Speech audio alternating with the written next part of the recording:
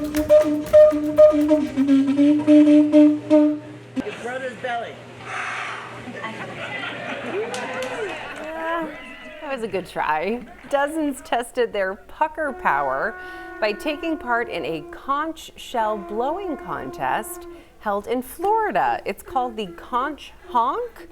Contestants of all ages were judged on 4 things: quality, duration, loudness, and the novelty of the sounds being made. The contest salutes the Florida Keys' seafaring heritage and centuries-old use of the conch horn for signaling and communication. Very, very nice stuff there to start your morning.